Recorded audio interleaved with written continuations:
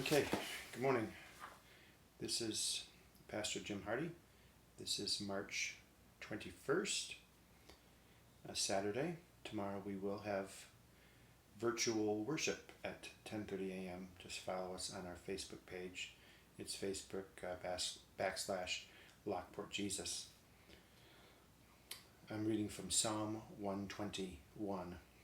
I lift up my eyes. From where will my help come? My help comes from the Lord, who made heaven and earth. He will not let your foot be moved. He who keeps you will not slumber. He who keeps Israel will neither slumber nor sleep. The Lord is your keeper. The Lord is your shade at your right hand. The sun shall not strike you by day, nor the moon by night. The Lord will keep you from all evil. He will keep your life. The Lord will keep your going out and your coming in from this time on and forevermore.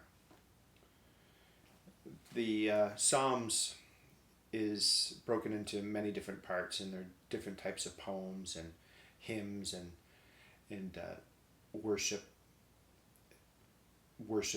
liturgies and things like that in the Psalms. This particular psalm is maybe qualified as a lamentation, which is basically a pleading to the Lord for help and assistance. In the passage, the author, these are attributed to David, so I'll just say David. David writes, I will lift mine eyes unto the hills. The concept of God and connected to the hills is an old concept in Israel. And in fact, the Hebrew word El Shaddai, basically referring to God, literally means basically God of the mountaintop, or God of the hills, or God of the mountains.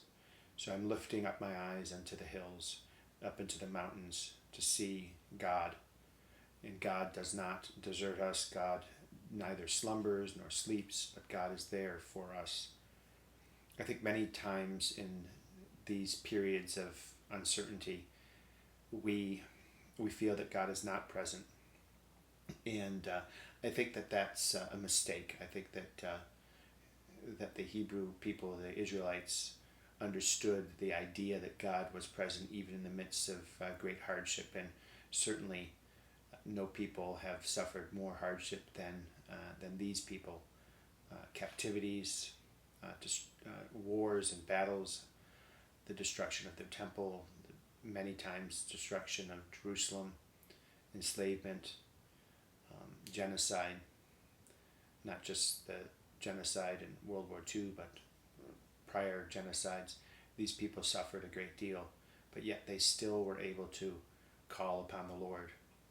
During dark times, I think it's important to reconnect with God through some of the spiritual disciplines that we sometimes don't have the time to do because we're so busy.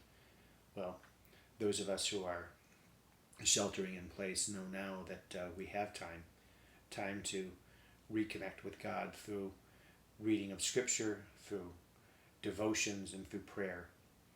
I think that oftentimes we neglect prayer. We sometimes feel that prayer is basically just talking to ourselves and not really connecting to anything, when in fact prayer is a deep longing and connection to God that brings us closer to God and helps us to understand God in a more powerful light.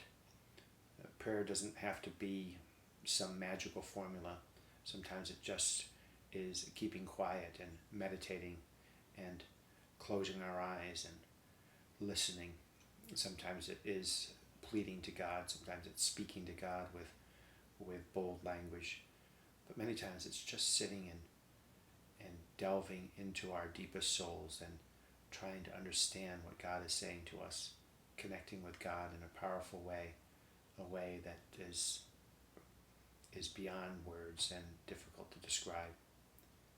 During these times of sheltering in place and anxiety, I encourage you to spend some more time with God. Get down on your knees and pray. If you can't get down on your knees, just sit in a comfortable chair and pray. Pray before you sleep. Pray before you go to bed. Pray at noontime, at night. Pray first thing in the morning. Pray, pray, pray. Call on the Lord. For my help comes from the Lord, who made heaven and earth.